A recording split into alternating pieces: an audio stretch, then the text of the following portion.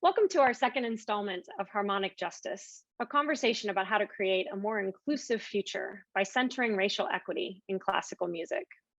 I'm Cherise Fanno Burdeen, a member of the board of the National Philharmonic and chair of our Diversity, Equity, Inclusion, and Access Committee. In our first installment of Harmonic Justice, we explored general concepts on the centering of whiteness in so-called classical music, hearing from the genius of Chaz Salazar, flutist and 2020 Sphinx Futurist Fellow, that's a mouthful, at the National Orchestral Institute and Festival, Garrett McQueen, bassoonist and executive producer of the Triloquy podcast, and Alicia Lee, founder and artistic director of Sister Cities Girl Choir. In addition to lively yet sobering conversation about the lack of diversity in all avenues of classical music and its business, we were graced during that event by performances that spoke directly to the issue of racial equity. If you have not had a chance yet to watch that event's recording or have not watched it since it aired in December, simply click on the link below this recording. It is well worth a watch and, dare I say, repeated watches. We hope you will feel the same about this installment. We launched Harmonic Justice with funding from the Art for Justice Fund, and we continue to be grateful for their commitment to bringing about the end of mass incarceration through art and culture. In many ways, today's installment speaks directly to our shared belief in the power of music and art to change the world. Today, we will have the honor of speaking with three amazing individuals who have a multitude of titles and affiliations that you can read on the Harmonic Justice page of the NatPhil website. But for today's discussion, I will introduce Joseph Conyers as being the co-founder and executive director of Project 440, Rafael Elster as an alumnus of El Sistema, and Conyers G. Floyd as the executive director of arts education in Maryland Schools Alliance. You will meet each of them in turn, and then we'll all come together for a discussion. The main objective for today's discussion is to elevate the topic of equity and arts education, and bringing you three amazing organizations that we want you to know about, and to leave us all with some actions that we can take to support access and inclusion. This Harmonic Justice is about the possibilities afforded by access to musical education, not simply to have instrument or vocal instruction, but to provide those from the most underserved and oppressed communities a chance to, as one of our panelists says, bring about the best versions of themselves. So I'd like to start today's installment with a testimonial from Maura Lee, a student with Project 440's Doing Good. Let's watch. My name is Maura Lee Moore. I'm a 10th grade student attending the High School for the Creative and Performing Arts. I'm a violinist of 7 years and a 2020 Doing Good graduate. When I began playing the violin, I never imagined the vast opportunities that it would grant me, and I definitely didn't think that a program such as Doing Good would be available for me. My first experience with Project 440 was during their 2020 online summer program. I loved it so much, it left a great impression, so I wanted to take part with Project 440 again, which led me to applying for the Doing Good program. And as unexpected as it is, I'm super glad that I participated with Doing Good during the pandemic. The pandemic has been a difficult time for everyone, including myself, but nothing has helped me get through this time more than Project 440 and Doing Good. Because previous to me joining this program, I felt directionless, as if all of my effort and hard work into my craft were pointless. I would witness racism, injustice, and inequality occur within my community and others, while frustrated over how I felt incapable of making any change. And considering that I'm only 16, and the only notable thing that I'm capable of doing is playing the violin. But while this is true, these things are true to a certain extent, Doing Good helped me realize the skills and advantages that my background and knowledge grant me. Being a teenager allows me to think innovatively and creatively, while having the experience of a musician is a tool in and out of itself. Music allows me to be able to help others while doing something that I love. And with the guidance of the Doing Good program, I realized the numerous possibilities of career paths for me, and I'm positive that the tools I was taught during my few months with this program will benefit me throughout my entire life. And I finally feel like I'm capable of making any change or achieving anything that I apply effort to, whether that's being successful as a performer, an entrepreneur, or making a social impact. With Project 440's help, I'm confident that my knowledge as a young musician is a gateway to any path of my choosing. Hi, Joseph. Thank you so much for joining. Folks, this is Joseph Conyers. Thank you so much for being here. No, my pleasure. Thanks so much for having me. Excited to be here. What an amazing young lady. So I was so excited to learn about Project 440.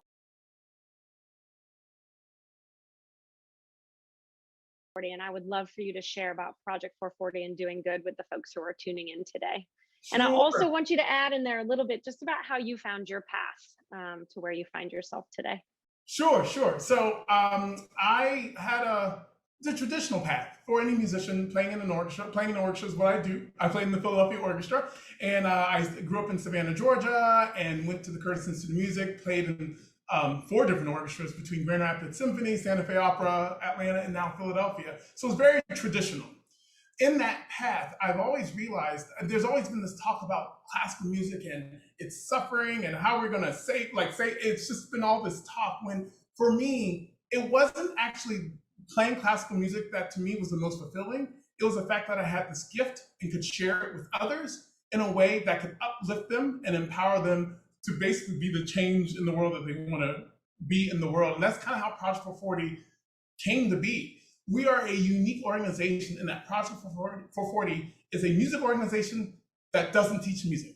So we don't provide lessons. We actually don't do any of those activities because we are part of an ecosystem here in Philadelphia that allows us to take students who want to do that and put them right into the path that they need to be in. We instead focus on the skills inherent in music making to be a jumping off point or a window through which we can teach young people the life skills needed for success so that these young people can be the best versions of themselves possible. We have 4 main programs. We have our Instruments for Success, which is a college and career course, which is basically college counseling and training, but we also have speakers come in. We have a big college fair that we have annually every year here in Philadelphia. We have our Youth Advocacy Council, which empowers young people, gives them governance skills, but also gives them the ability to connect with other leaders in the community and voice the concerns from their perspective to folks who may not always be in the youth area. But then we have our probably most intensive program, Doing Good, and that's the program that Morley was talking about. Doing Good is a semester-long course where students literally learn entrepreneurship, leadership, and service. Through entrepreneurship, they learn what leadership skills do they have, what leadership skills can they work on, what makes for a good leader, what are the needs of a community, how can they assess those needs, and how can they best service those needs. Then the students go through what we call our version of a Shark Tank, but we call it a Guppy Tank because it's far less intimidating. They go through a Guppy Tank where they speak to industry professionals, pitch their ideas of community service to those professionals. And then the last bit of the course, the students are given seed money and given the power to go out and do those projects in their community. So not all the projects are music centric. Some of them use music as a tool to bring awareness about the environment. Some incorporated fashion. Some are empowering other young people to form and develop chamber ensembles to go out into the world. Some have become fiscally sponsored and run their own organizations even to this day. We enjoy the work that we do because through music, we use music as a tool to empower young people to make change in the world. And honestly, give them agency. I feel like if there's anything, particularly in some of these underserved communities, young people feel like they don't have the agency to make change. Oh, that's too big of an issue. Oh, I can't take this on. Oh, that's too much work. And using music as that spark, we actually let them know that actually you can, even if it's just a dent, you can it could be a domino effect that leads to change ultimately in your community in the way that they want to see it. So we're excited about our work. We're excited about the young people who get to experience our programs. And it's a real joy. Even as a musician, and I'll end with this, even as a musician who sits on the stage and plays concerts all over the world, I feel like that is my passion, but my purpose is this work. This really gets to the heart of what music can do and can be. And honestly, the performance for me is like the icing on the cake. I don't know how anyone sits around you and isn't inspired to think that they can do something major. So thank you so much. I'm really looking forward to a rich discussion in a few minutes when we're all on screen together, but thanks for introducing your work. Absolutely, thanks. So it's my honor to introduce our next guest, Rafael Elster. Welcome, Rafael. Thank you for being here. Thank you for having me. A pleasure. So again, another organization I never heard of that I'm just like fascinated by. We have a video clip that we want to show that I just thought was an incredibly moving piece that really describes the work of El Sistema. But before I do, can you set up this sort of the entirety of El Sistema for our audience and talk maybe a little bit about how you found your way into this? Because you've been connected to El Sistema for a long time. Yes, yes. Well, El Sistema is an organization. It's a 46-year-old organization. It started in the middle of the 70s.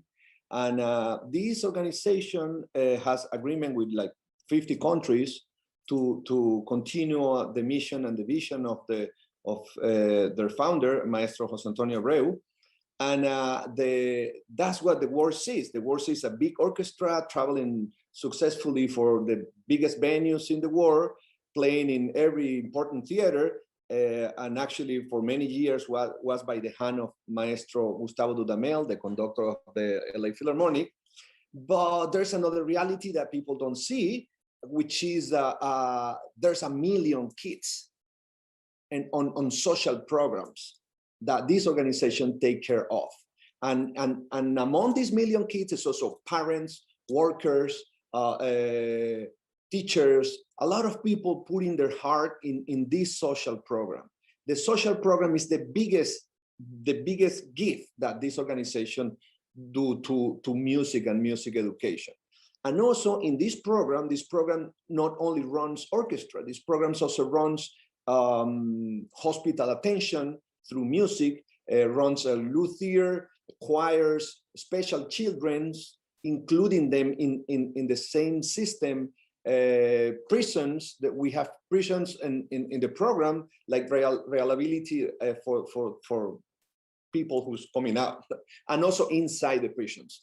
And we, for many years, we understand this, the orchestra, which is started as a problem of inclusion, exclusion, because at the 70s, Venezuelan musicians didn't have the preparation to get into their own orchestra. So Maestro Abreu started a youth orchestra, but this youth orchestra was growing and understanding the necessities, the problems of the country, and evolved into a big social impact problem. That is nowadays we see it as a collective practice of music.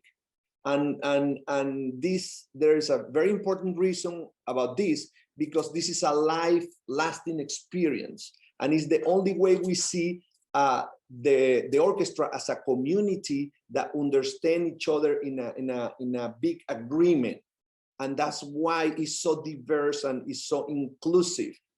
So we think the diversity and inclusion is something that requires action and intention, and also agreements to be effective. So this foundation and this organization was an essential part, or still, of the country of Venezuela, and actually take like 3% of the population inside of the organization. And the country has a lot of problems, but yeah, we try to do what we can. And we do it, and for our vision of arts education, music education, we try to support inclusion, diversity, and anything we can do about it. Well, I think that's amazing, and folks are really going to get a sense of that. I'm going to thank you for that, and we'll pull up the clip because it's really, really good. So enjoy, folks.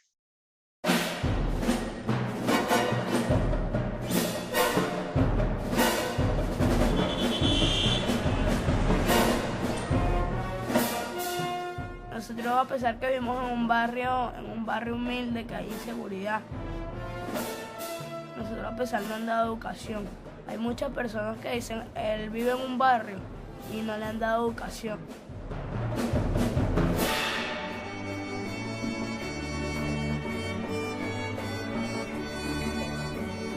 Era el primer día de la orquesta de cámara, entonces yo venía temprano y me dieron un disparo en la pierna y no pude ir. Entonces yo llorando porque no me dolía la pierna, pero más me dolía que no iba a estar aquí el día ese en la orquesta de cámara. Y se le olvida, cuando uno llega aquí, se le olvida todo.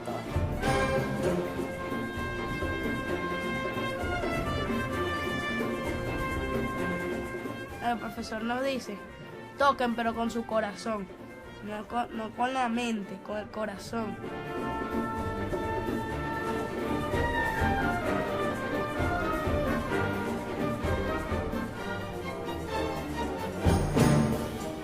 Venezuela, nosotros estamos en este momento trabajando para un universo de beneficiarios que se calcula en 265.000 jóvenes y niños. Pero esto es apenas el comienzo.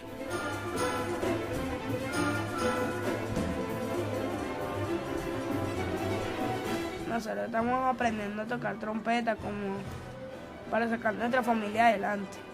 Estamos para adelante como el elefante.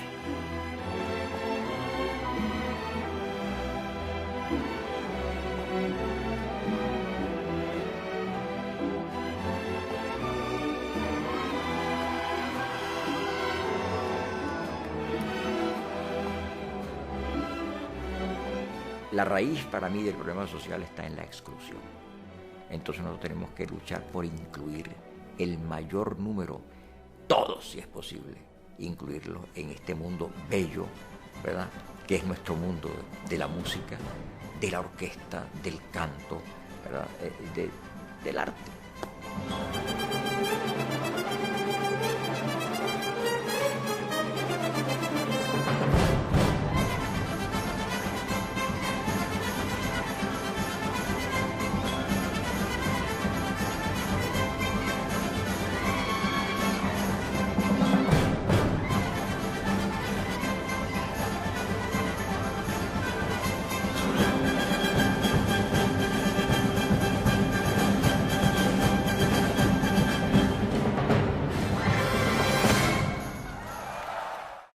I just love that video. And there are two things in there that just really put your heart into it, not your head, is actually a really great motto for doing all work on centering equity, is to use your heart and not your head.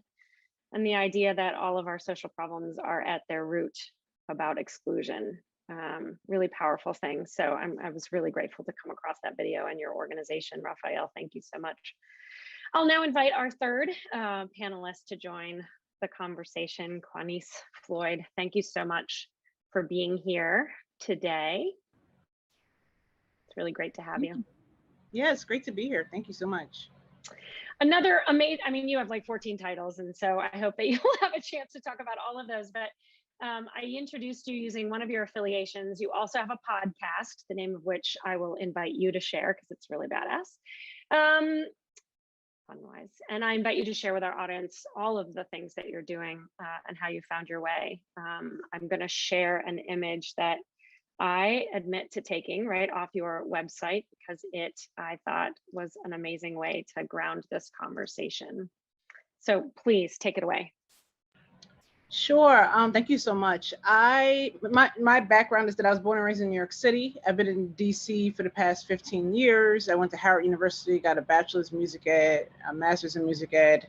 I got my second master's in arts management, nonprofit leadership, and I'm currently a doctoral student focusing on educational leadership.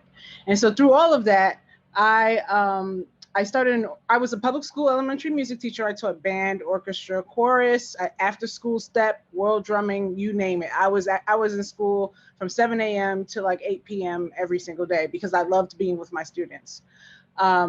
I came to a crossroads where I started realizing that I often taught in Title I schools, which are predominantly low income areas and or Black and Brown communities. And so, I was really, really uncomfortable with the fact that education wasn't servicing the full needs of our students. And so I just, you spoke earlier about like going with your heart and not your mind. Like I literally felt like I was being told that there was something bigger that I needed to do on behalf of our students. And so I actually ended up leaving teaching almost 10 years in, and I went into the advocacy world. And so I worked at the National Guild for Community Arts Education, which is a national service organization focused on like after school arts programs. But I did a lot of the leadership development for leaders who run those programs.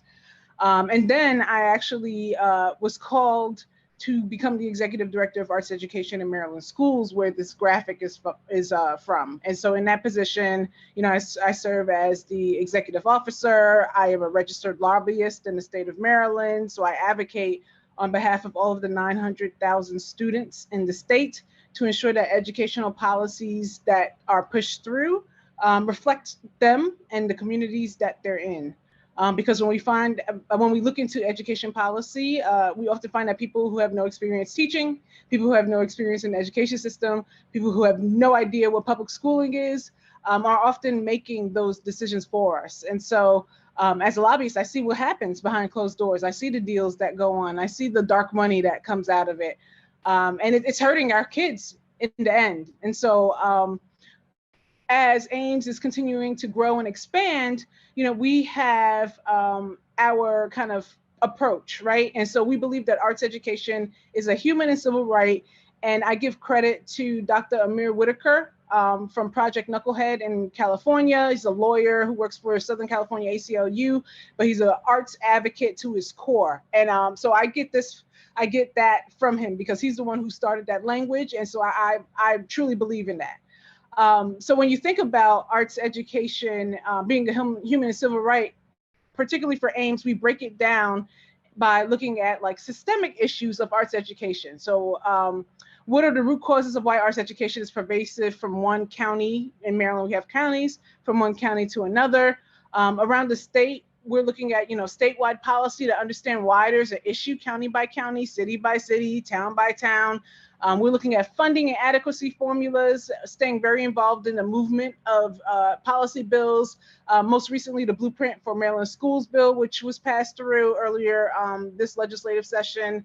But so we're keeping an eye out on any type of educational policies that inevitably affect the arts. And so when I talk about the arts, I often say, I cannot advocate for the arts unless our students have their basic needs. There is no way that if a student doesn't have food, water, shelter, they don't know where they're going to be living tomorrow. I can't go into a lawmaker's office and say, hey, what about the arts? Because all of that is integrated in one another. All of that is holistically together. Like everything affects one another. And so when people say arts education, technically arts education is a part of the bigger scope of what we look at in the climate of America, right? Like our arts education, particularly in Maryland, we see that cities like Baltimore City often have less access to that. And so we call that the arts ed apartheid, right? You're intentionally taking from the schools that need more access to these programs. And so, we look at that and we also look at the effects of the world around those students, right? Like, what does gentrification have an effect on the educational system, which has an effect on arts education being taken out the classroom?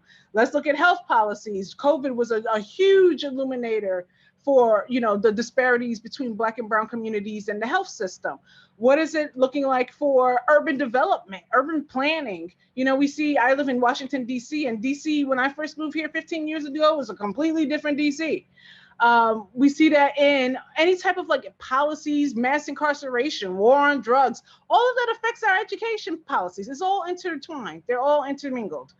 So as in regards to our systemic issues, how can we push for the dismantlement of those issues through arts education and arts education access? The second piece of that is arts are an educational equity tool, right? And we address the arts outside of our classrooms. So like arts integration, we always talk about arts intersecting with health, arts intersecting with military, arts intersecting with, creative aging, and understanding how the creativity can be used to help people thrive in an unhealthy society, right? The arts help us thrive in this terrible, shitty society. And close the opportunity gaps, it brings us together. It closes the creativity gaps and gives us opportunity to reimagine on a much bigger spectrum. And then also thinking about equity within arts education, right? Like who has access, who doesn't have access? What does the curriculum look like? What does the instruction look like? The pedagogy, how we know, how are people decolonizing their approaches to pedagogy? How are we looking at assessments? How are we, reimagining what arts education is? Because what we often do is we put arts education in the bucket. We put it in this bucket that has trickled down from the Enlightenment period that says the arts are classical music, ballet, that's high art, right? Like that's high art. But if you go into some communities, they have their own version of what arts education could look like. And it's a lot more collective and it's a lot more impactful. So we have to really think bigger and broader and better when it comes to how we approach arts education. Well, I'm really glad you're advocating on behalf of students in Maryland, and I hope everyone watching wishes they had one of you. So if I could just ask all our speakers to come on camera, I really want to be able to continue the richness of this conversation. What an amazing opportunity to have the three of you together. So, I just invite you, Joseph and Rafael, to pick up on themes that Conyers introduced with that image. Absolutely. I will. Thank you, Conyers. I want you to keep talking. I'm back here going, yes, preach. It's so wonderful. And I'd like to shine a light on one of the biggest issues to me that hit me was when I feel like in my space, in the classical music space, the answer to those questions, they say, oh, well, just give them a violin and then all the world, everything will be solved. And to the outside world, that makes zero sense. What is a C major scale or learning to play the recorder? We know as musicians how impactful that can be. But to your point, in other, whether it's different cultures or different, what's going on in the community, how music is expressed and its impact, it can have such a much bigger change. And so that's why at Project 440, we don't focus on the music component. I mean, the music component is important, of course, but the goal isn't to create more musicians or better musicians. The goal of our work is to create better people. And to your point, it is a human right that to rip the arts away from these centers where students don't have access, or they don't have, they don't actually learn these skills to be able to communicate and interact with each other, or again, build the agency to know that they can be agents of change themselves. If we take that from our young people, all they end up being are drones in a world and they'll end up doing whatever, basically, and it just drives me nuts. So thank you for that. I want to also address one point of equity, because in our work, one way we provide equity for in our space and inclusion is we actually provide a participation stipend for students who are in our program. So people are like, why do you pay students to be in your program? Well, in a lot of underserved communities, a lot of these young people are contributing to the household income of their families. And they don't have the luxury of like those in the suburbs to be able to just go off and do all these extracurricular activities. So we say, well, we will take care of that burden while you're in our after school program, and we provide these stipends for the students so that they are able to, and their parents also understand that this is important because it's almost like a job for their students. So that's one way we provide equity for our work. But again, I just and bravo to both of you, Rafael, of course, with El Sistema. That's. I mean, yeah, El Sistema is such a powerhouse in the classical music world, in our space, and I'm in awe of how it has become a global movement, not just one in Venezuela.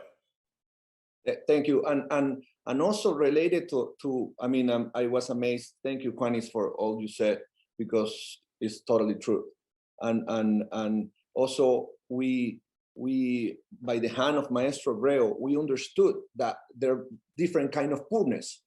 You can be lack of money, but this gonna give you something that nobody can take out of you. So if you grow from inside and you grow your self-esteem and you grow inside your brain and your heart, so nobody's gonna touch you. So all that lacks that you have, lack of skill, lack of desire, lack of money, lack of knowledge, you will learn how to get rid of that and be free. It's, well, I don't have food, but I can play and I can find a way to find it by myself. I don't need the pity of anyone. I will grow and I will find, and that's what we think.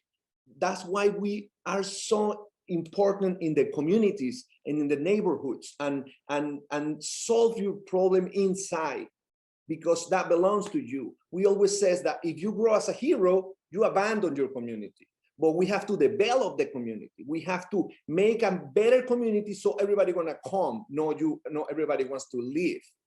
So and when we say inclusion, I mean, it's inside your family, your community, your neighborhood.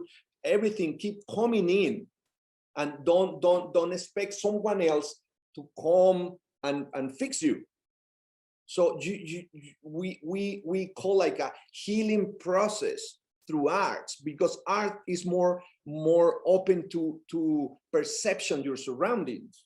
If you're doing math, you're just putting numbers. But when you open your eyes growing through arts, you start understanding the differences, that we are more human, we care about emotions, and we see other people who is making it wrong, and we say, oh, may I help him? Should I help him? Should we help each other and bring this together, all together? So that's why art is special. And that's why we can do so much with this language, because I love sports, I have to say it, but it's a different language. We are in arts, there are no losers. We all win, we all winners, and we all help each other to finish, to get to the end, and the end has no limit. It's an endless process of growing and getting better.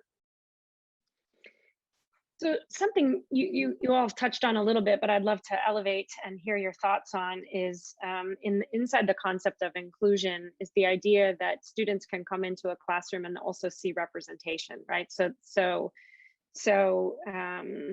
that the folks in these, in the schools, in the programs, in El Sistema, in Project 440, actually from the same places that the kids in the programs are coming from, or in the schools. So can you talk a little bit about inclusion, equity and inclusion as a concept inside music administration, not just sort of having, kids come in, but that there's also representation that kids see, representation of themselves in the administration of music as part of, the opportunity for career growth too, right? Like, I want to be Joseph when I grow up. I want to be Juanice when I grow up. Like, these are important representations of success in communities. So maybe Conyers, you could start, because you're a lobbyist, but you also spend so much time with administrators of color. I mean, this is a network that you've put together. So maybe you could touch on that a little. Sure, I'm a little bit more, I'll use the word progressive. I really want to say radical or militant. Please say radical. Militant's also good. And so, the way that I define equity, or the way that equity is supposed to be defined, is often not the right way that people use it. Like, I literally have a post that says, I was talking to an arts organization, and they were like, equity, we do equity, blah, blah, blah, blah. Everything was equity, right? And I said, well, how do you define it? Nobody had an answer. So, when I look at diversity, equity, inclusion, and access, these have become buzzwords, but these buzzwords in particular have centered whiteness. Because when you say diversity, you're talking about things that are different from what's been the norm, the status quo, right? And so inclusion, how can we include ourselves in the status quo? How can we make ourselves accessible to the status quo? How can we have, opportunities to reach what the status quo has, right? And that's not the work that we should be focusing on. And so, like I said, I use equity in a different way. So the way that I use equity, I can't use it in this conversation. But what are we doing to work towards liberation and freedom and justice for our students?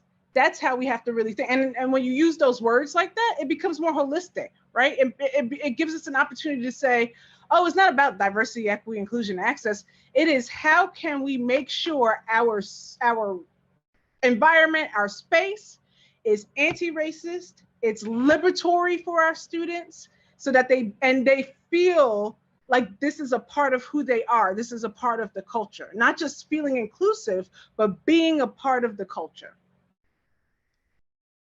Can I ask you to give me a better definition of equity? The one that you would use? Come on, it's okay, really.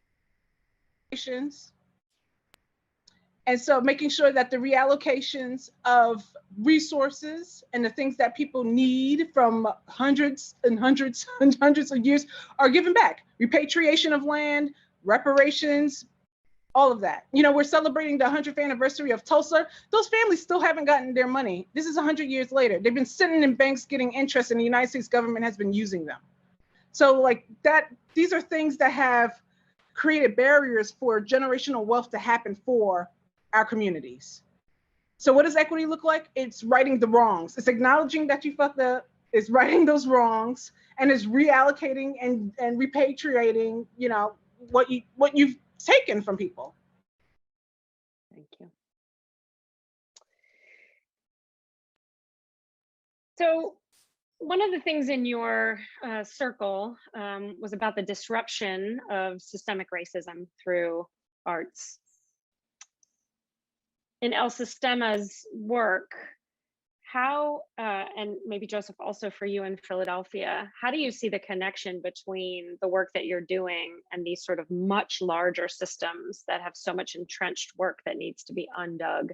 That's not even a word, but I just made it up. That's my art. I make up words that are not words. Either one of you, please. Sure. Well, I have a lot of thoughts from what Kwani said. No, I'm trying to, go ahead. Yeah. Whatever you want to say.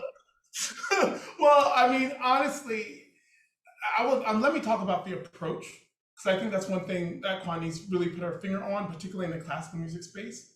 The approach has always been from classical music as the damsel in distress.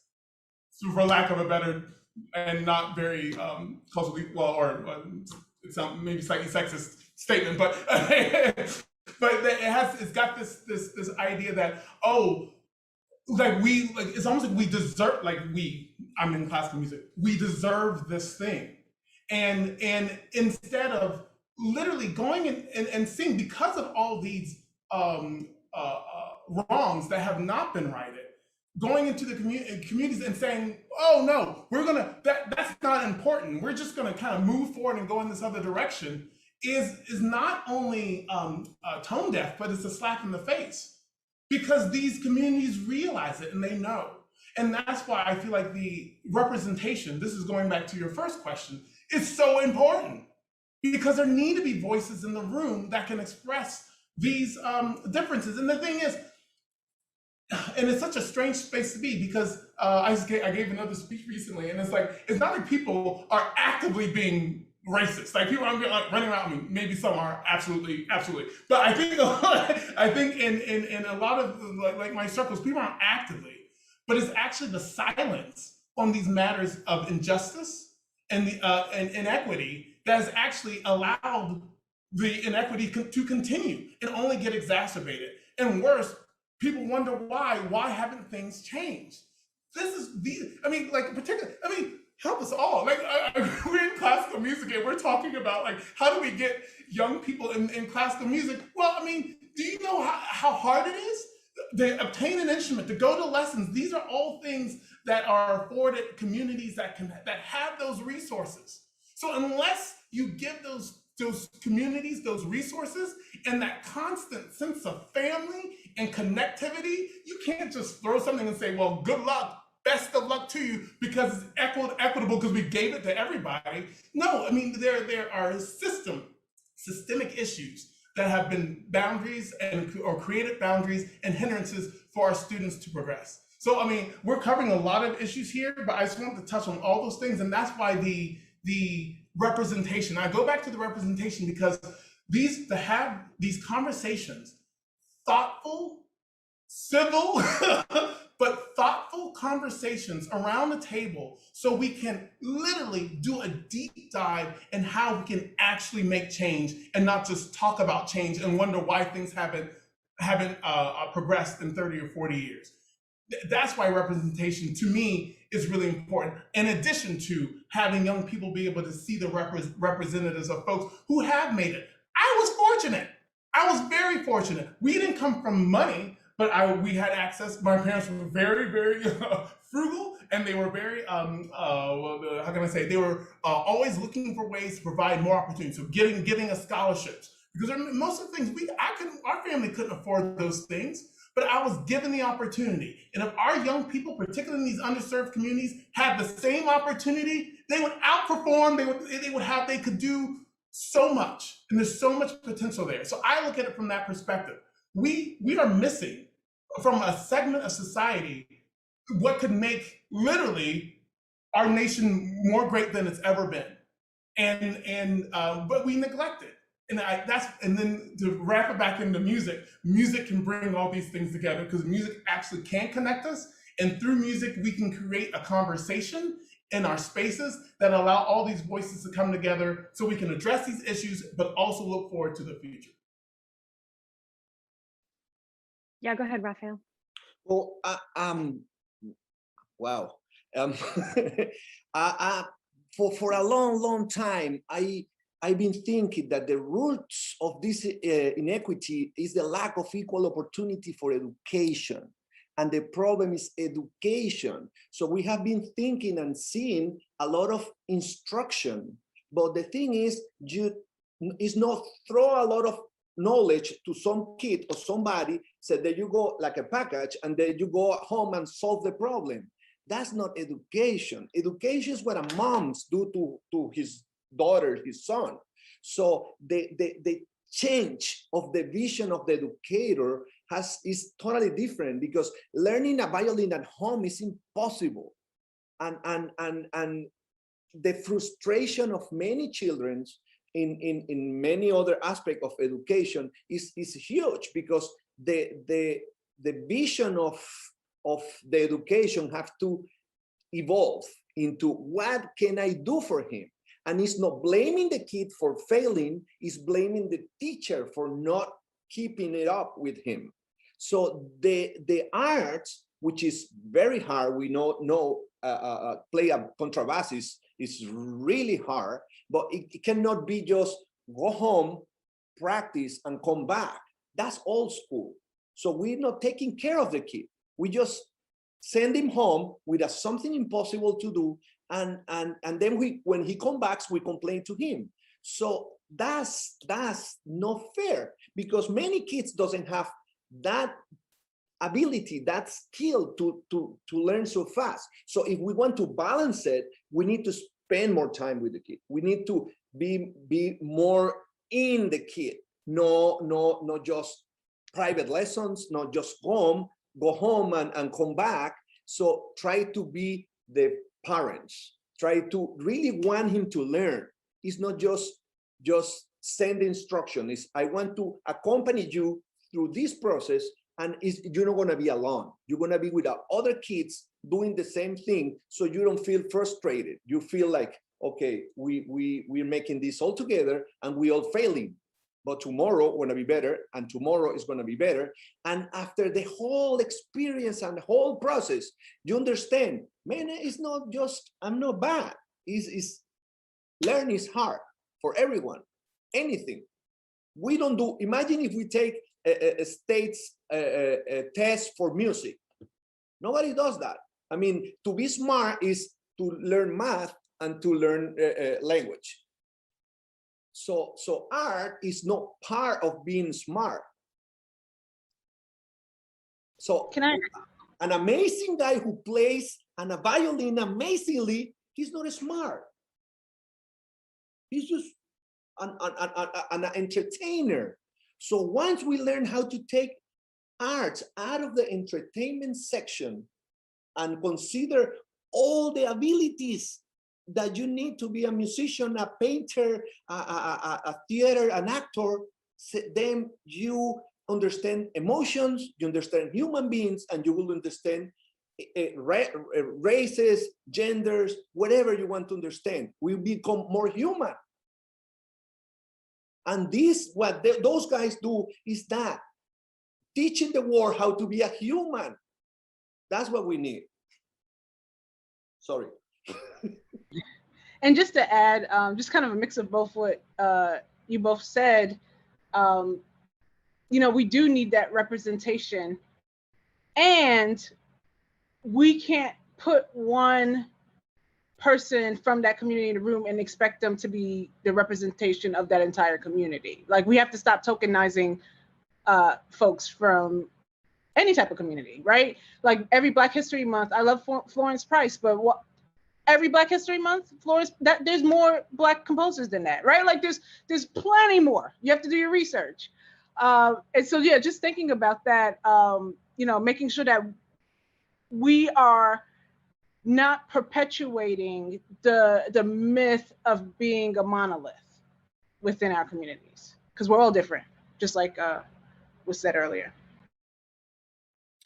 I'll add to add to that. I don't know how we're doing on time, but I mean, and then that's, I mean, again, to wrap it back to music, I feel like that's the opportunity that we have. Because to me, the music, what we do, and now I'm wearing my classical music hat, but in music in general, but I'm wearing my classical music hat. What we do, to me, is the epitome of what we want the world to look like. You have all these different people, you have all these different instruments, you have all these different backgrounds, you have all these different experiences, and all these different ideas on how a piece of music might actually go. But in that moment on the stage, we decide that we're going to work together for the whole, so that the whole can be great. And when I think about music, when I think about our country and all the strife that we're going through, what can we do working together so that the whole can be great? So that we're all equals and how we perform and what we're doing, and we're all going in the same direction. That to me is exciting about what we do, and that to me is the potential that we have in music and in classical music and in music in general. How we can unite together, have a united vision, and go there together. And those are values that you learn it with an explanation. When you're in a group, and as a kid, you learn how to slow down, how to shut up, how to give a space, and nobody's telling you.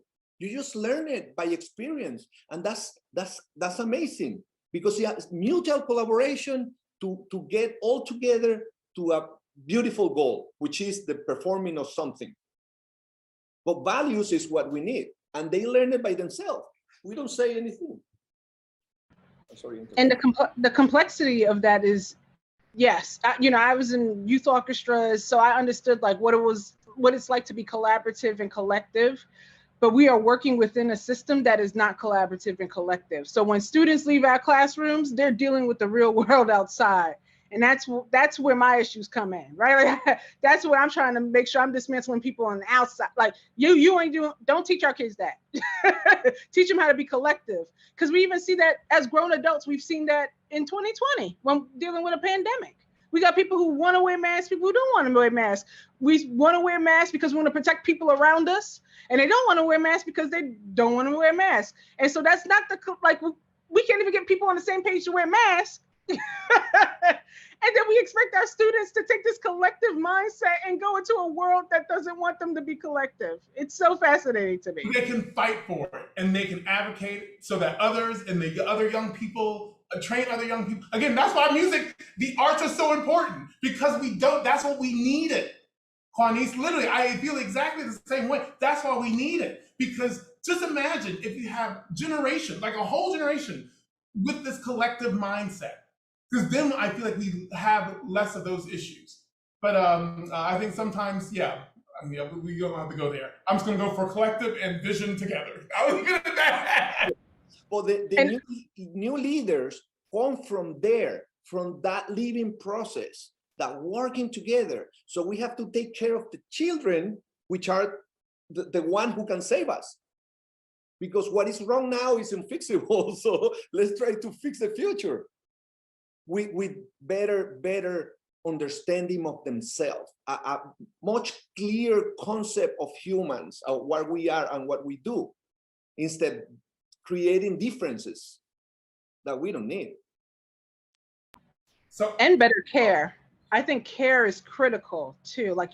We have to make sure that our students, if they choose to fight, they have to take care of themselves and their community. Like there's no way they're going to be able to fight by themselves. Like that's why that collectivism is so important. So yes, we do need to train up. First of all, students can teach us a lot of things right now. Have y'all been on TikTok?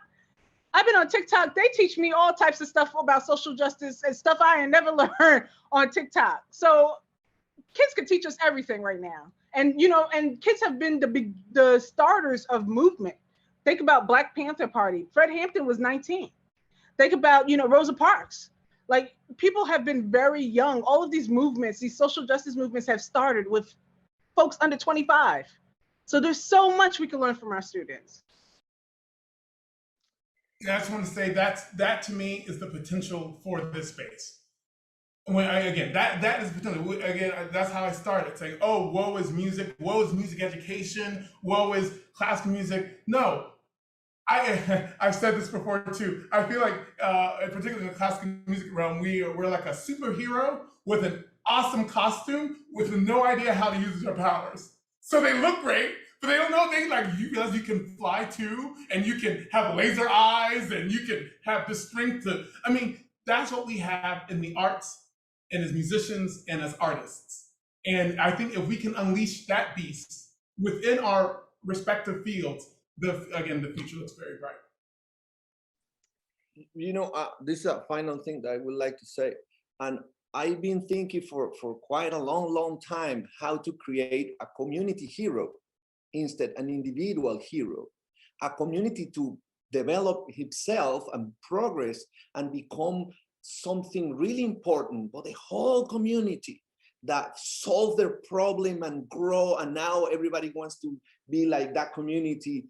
That's something to me more powerful than just one guy. I mean, every community follow that community. No, everybody wants to play like that guy, because individuals tend to be individuals. So we could do this for like another hour and a half, and we can't, and I'm really sorry about that. I wish we could. I wanted to, we're gonna have to sign off here in a few minutes, but I would like, if I could get like, I don't know, 30 seconds on, yeah, I know that's impossible, but we want to leave folks with some, like, if they're moved and inspired by this installment today, what should people be doing? So I'm an individual person, or I work at the National Philharmonic, or I'm a donor at the Philharmonic, or I'm just somebody who's watching from, you know, I do reentry work or bail out mamas on Mother's Day. Like, what can regular folks do to support arts education?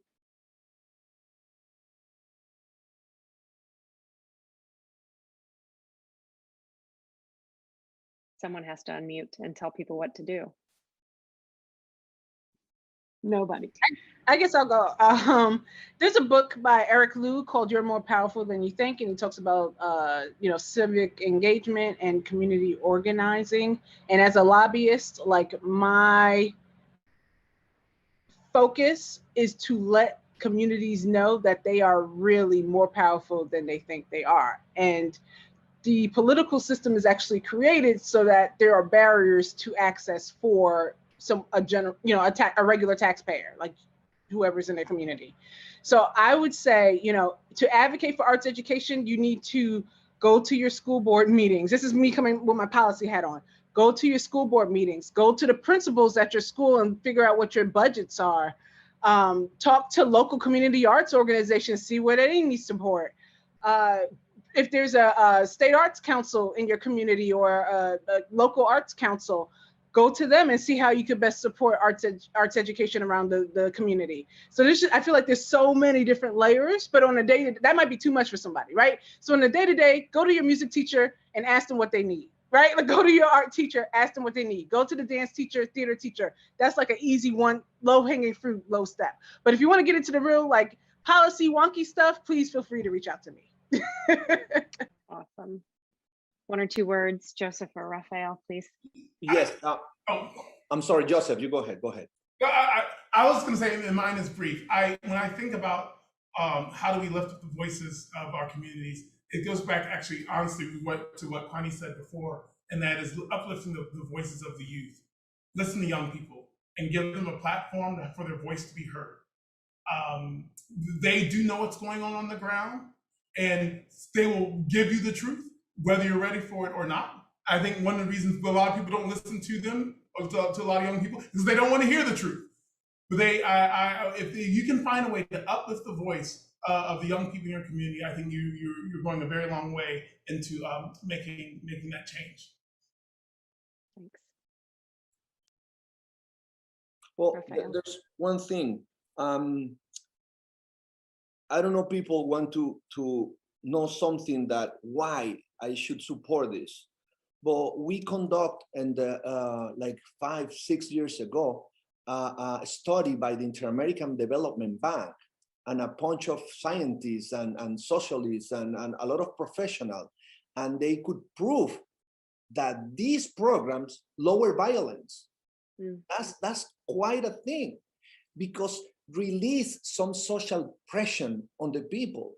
So if you want to have a better country with less violence, you support the arts and the music and all arts education, because you're gonna have a result, a practical thing in your hands, that your community is gonna be less violent. Thank you all so much. I really have enjoyed today. And like I said, I think we could talk a lot more about this. So that's my segue into sharing with people that I am reminding everyone that we will be hosting a town hall meeting on Wednesday at 8 p.m., Wednesday, June 16th. And you can RSVP using the link below or on the National Philharmonic, the Nat Phil's Harmonic Justice webpage. So on behalf of the entire Nat Phil family, I want to offer my deepest thanks to all of you on the panel and in the audience who took the time to be here and talk about these issues. We look forward to seeing you again at another Harmonic Justice installment. And what I want to leave you with as we go out is some really great words straight from artists' mouths. So we will segue into our closing video. And again, thank you all so much for being here. The reason I'm so passionate about it is that when I started really asking students why arts education was important to them, students across the state told me that the reason they loved arts education was it's because it's where they found their family. In arts education classes, they found other kids who thought like them and they could connect to in a way that didn't show up maybe in the rest of their school day. Arts are important because we all have a creative side. It may not be the best, but it's there. And that ability to touch that part of you helps you be a better person. It helps with creativity. It helps with interpersonal skills and being able to relate to others. The other thing that art gives you that you're not going to find anywhere else, believe it or not, art allows you to touch your emotions in a way that you're not going to touch when you're sitting in front of a computer or when you're counting dollars and cents. Personally, I couldn't imagine the world without art, because in the end, art is everything, whether that means you want to design something. Even math can be its own art, because it's a different way of expression. I think it's going to be empty. Like, there is art everywhere, you know, like in education, in government, in day-to-day. Like, if there wouldn't be any art, we won't have apps. We won't have this amazing platform to speak. Like, art needs to be there, because art, I think, brings excitement. It brings joy. It brings color. It basically brings out the emotions. The world without art, man, I don't even know how I would survive. I haven't been sleeping. I'm very tired, but I haven't been sleeping. But the only thing that keeps my sanity is art. But yeah, I think the world will be very, very empty without art.